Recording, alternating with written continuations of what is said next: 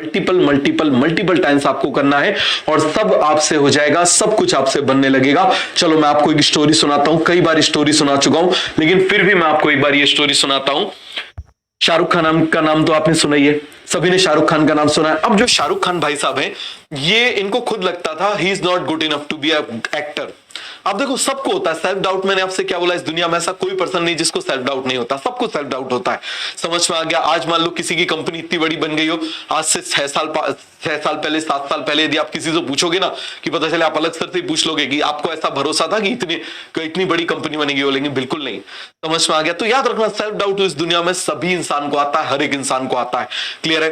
तो अब शाहरुख खान को भी आया था, कितना बड़ा सुपरस्टार, तो उसको लगता था कि he is not good enough to be a actor. तो उसने सोचा यार मैं टीवी सीरियल्स में काम कर लेता हूं। तो उसने टीवी सीरियल्स में, सर्कस में, ठीक है, सर्कस आया करता था, फौजी आया करता था, उसमें वो काम करता था, हकला के बोलता था, सांवला था, कोई बहुत अच्छी पर्सनैलिटी नहीं थी। आप देखना उसमें, आप डालना यूट्यूब पे सर्कस डालना, फौजी डालना, वो कैसे दिखता है। और एक और आया था वागले की दुनिया, ठीक है, उसमें भी आप देखना किस तरीके से, बिल्कुल मतलब आपको लगेगा ही नहीं कि ये सुपरस्टार है, अरे ये वही है, ऐसा है। तो आप अपनी भी अभी फोटो देख लेना और बाद में आप जाके मेडिकल कॉलेज में आप जाके देखना आप कितना ज्यादा चेंज हो जाएगा।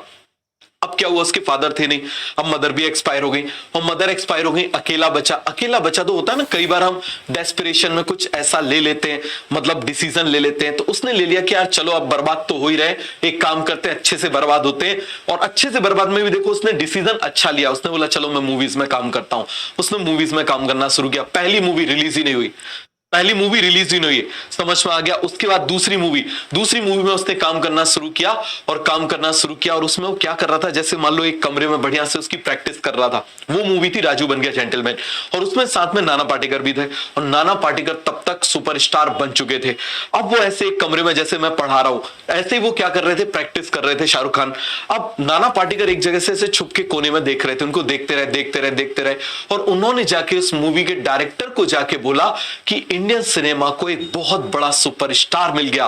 और मैं आपको बता रहा हूं, आप फॉरेन कंट्रीज में भी चले जाओगे ना, तो यदि मान लो कई सारी कंट्रीज ऐसी हैं, अफ्रीकन कंट्रीज ऐसी हैं, जिसमें वो सीधे पूछती हैं अच्छा आप उस कंट्री के हो, मतलब शाहरुख खान, इतना ज्यादा पॉपुलर है वो पर्सन।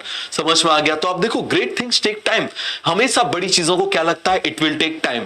क्लियर है। तो अब आप मुझे बताना वो अब आखिर ऐसा क्या देखा नाना पाटेकर ने कि उन्होंने डिक्लेयर कर दिया कि he will going to become the biggest star of this country, बनने वाला है, सबसे बड़ा सुपरस्टार बनने वाला है। आखिर ऐसा क्या देख लिया।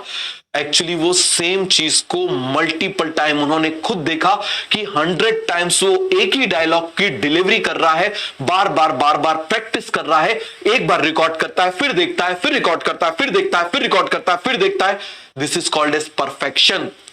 तो परफेक्शन की तरफ जा रहा है। और उसने बोला कि इतना परफेक्शन, इतना डेडिकेशन, इतना डिटर्मिनेशन मैंने आज तक किसी में भी नहीं देखा, तो ये बनने वाला है। और मजे की बात है, देखो जरा, पहली पिक्चर उसकी फ्लॉप हुई, जो रिलीज हुई राजू बन गया जेंटलमैन, वो मूवी क्या हो गई, फ्लॉप हो गई। अब इसके बाद में क्या हुआ, भाई साहब बिल्कुल उसमें आ गए। अब इनको कोई अच्छी मूवी मिल भी नहीं रही, ठीक है। और उस समय क्या था, यदि किसी एक्टर ने नेगेटिव रोल कर लिया तो विलन ही बन जाता है। तो अब इनके पास कोई ऑप्शन ही नहीं था। ऐसी मूवीज इनको मिली जो सबने रिजेक्ट कर दी। हर सुपरस्टार ने जो मूवी है रिजेक्ट कर दी। डर, बाजीगर, अंजाम, और यहां से एक नया जो है वो कौन स्टार बन गया। नेगेटिव रोल में भी उसने इतना जबरदस्त किया कि वो सुपरस्टार बन गया।